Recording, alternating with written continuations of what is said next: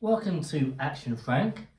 Today we're going to be unboxing the Pinter 2, and spoiler alert, I've already put on my first brew, so make sure you stick around to the end and I'll show you how it's getting on. See you in a bit.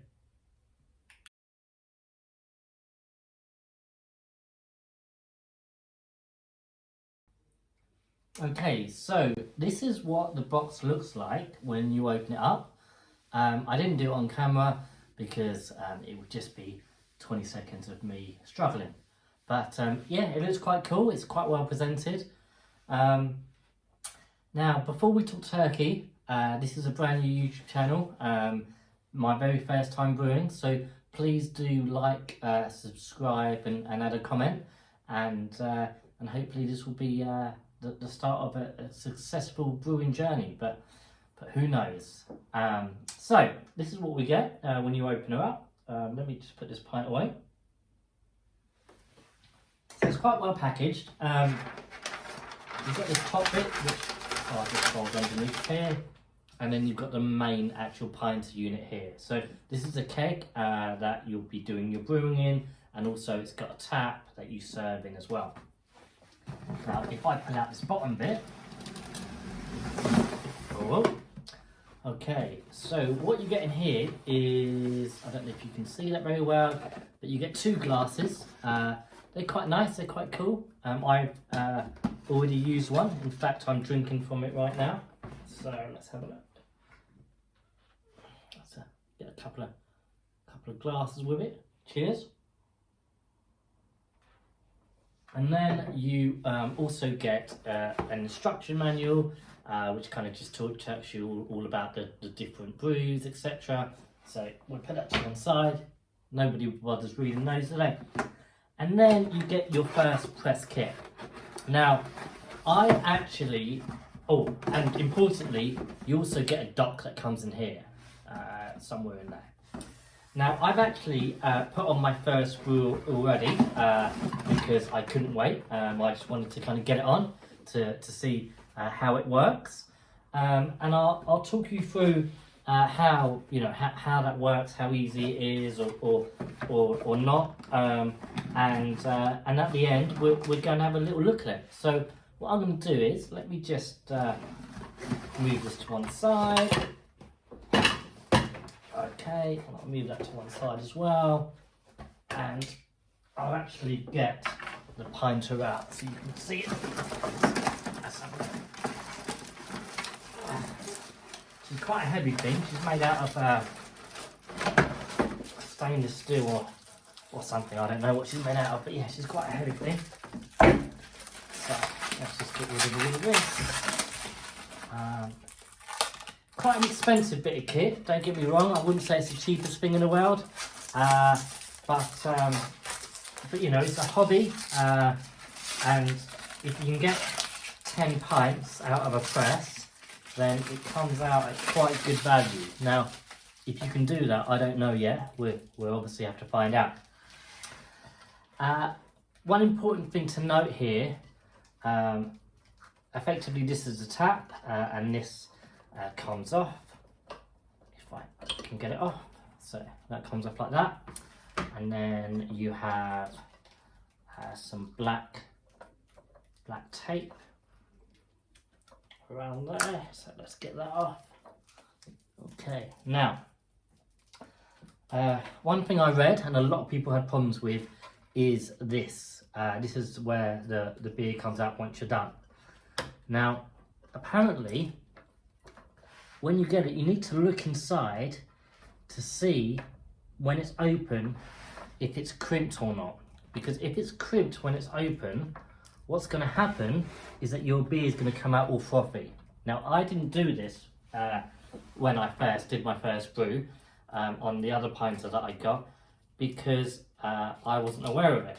However, what people are saying is you want to get a toothpick, not the sharp side, but the blunt side, and you want to just put that in here and just make sure that it's nice and open. Because if it's not, if it's crimped, then your beer is going to come out all frothy. So just making sure that's nice and open, 45 degrees.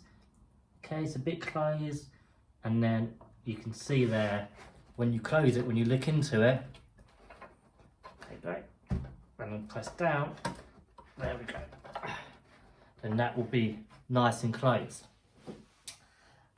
So how do you brew beer in this kit? Now that's a good question. I followed the instructions. They've got a really good app that you download, and I followed the instructions to the letter. So effectively, I've just taken off the lid there, and that's where you brew your beer. So what we're going to do is, let me just grab my pint. I'm just going to walk you through what I did when I first got mine, and if you've used it before and I did something wrong, then please let me know. So effectively, what you get is a press kit. So this is your press kit that comes. So if you order them separately, they come like this, and inside you get 4 things.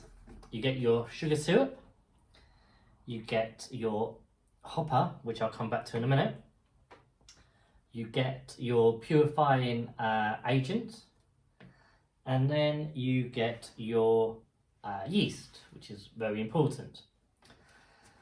So I did a lot of reading and I watched a number of YouTube videos before I actually did my first brew, and I tried to follow the instructions that was on the app to the letter.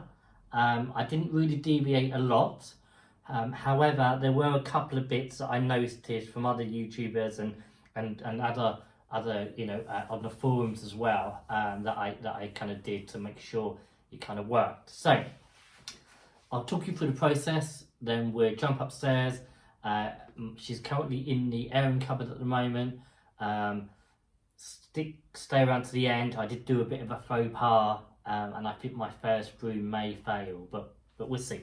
So what the instructions say is that first of all you sanitize it. So you fill it up with hot water, you put the sanitizer solution in, you give it a shake, then you put the docking bay on that I can't show you, but I will do a video with the docking bay and how that works.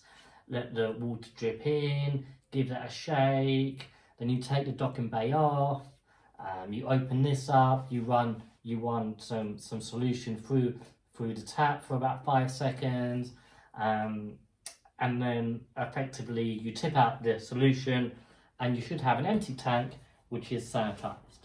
Now, the reason I liked this is that effectively once you've sanitized the solution, the keg, that's it. There's no more sanitizing to be done. So it should really be quite simple and quite, fuss-free to brew your beer, or at least I'm hoping, right? So the next step is that you fill up to a fill line inside with cold water. I didn't do that. I filled up about halfway, and that's because you need to put this in. Now, this is quite thick, and I put this on the radiator for about 10 minutes, maybe longer, 20 minutes, just to warm up a bit. Then I poured it in. Then I added some more water into here, some hot water from the kettle. It wasn't boiled, but I did boil it previously to sanitize it, to make sure it was fresh, and then let it rest for a while. Put some hot water in here, then poured it in. Then I filled up to the fill line, and this will make sense if you've watched other videos, or if I'll go through a step-by-step video of exactly how it's done. And then I put another one of these in to get it to the required amount. And again, it's really simple. They've got a step-by-step guide on your phone. You walk through it. So you're kind of done by that stage. It's sanitized. You've got that in there. Then I added the brewing yeast, which is really important. Closed it all up. Gave it a really big shake. I think it said 30 seconds. Maybe I shook it for a minute and a half. Turned it, flipped it around a few times, and then I put it onto the brewing dock. And then, as per the instructions, you just keep it upright. So this is actually upside down now. If it was on the brewing dock, this would be the bottom and this would be the top. And then I put it in my airing cupboard. it was really simple. The instructions were really clear. It was as simple as they advertised. And yeah, it was good. Packaging's good. Yeah, like so far so good. I'm happy. But obviously it all depends what the beer comes out like, right? So what we'll do, we'll leave it here, and what I'll do is I'll cut to me being upstairs. I'm brewing mine in the airing cupboard because it's nice and toasty in there. So I'll see you in a sec.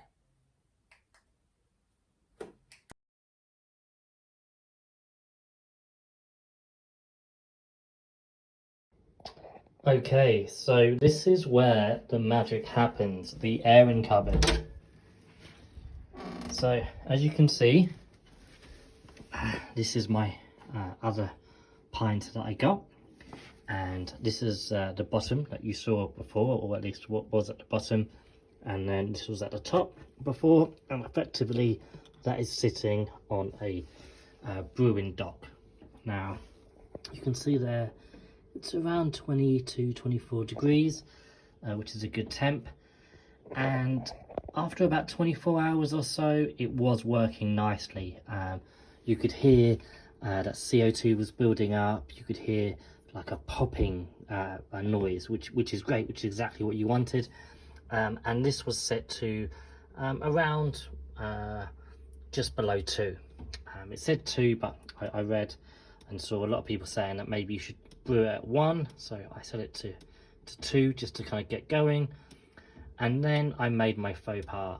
I kind of released this back to about halfway, and maybe a little bit more, close to 1, and you could hear a lot of CO2 escape. Now I then kind of adjusted it back to this kind of, where is it now, 1.1.5, should we say? And since then we've had a terribly cold night, so the temperature dropped to about 14, and also I've not heard any more popping or hissing or anything, so I get the feeling that I may have killed my first brew. Anyway, we'll see how it goes.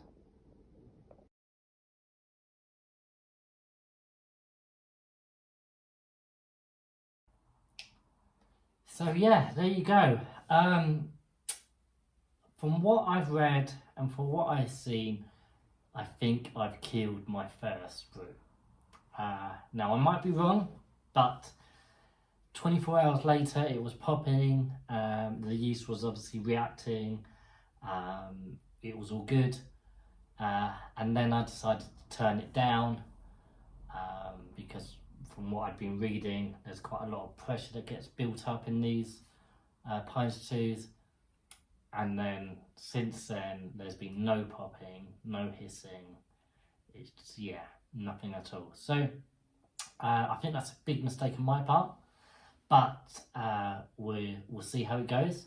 I think it's 5 days brewing, so let's have a look. Yeah, 5 days brewing. So it's been brewing for 2 days. So yeah, we've got a few more days of brewing. Then after the brewing's ended, then you take off the dock, and then it goes into conditioning, and that's where you have to put it in the fridge. Now, I'm not sure where it's going to fit yet. I haven't really got that far in my planning, but hopefully I'll be able to find somewhere for it to fit. And we'll see. Yeah, we'll see how we go. Next video will either be me having another go at putting a brew on, and showing you step by step exactly how I did the first one. I think I'm going to change the second one slightly. I think I'm going to mix it in a kind of a separate shaker, but I'll show you all about that and when we get to it. So yeah, thanks for watching. Please subscribe, like, comment, and we'll see you in the next one. Cheers.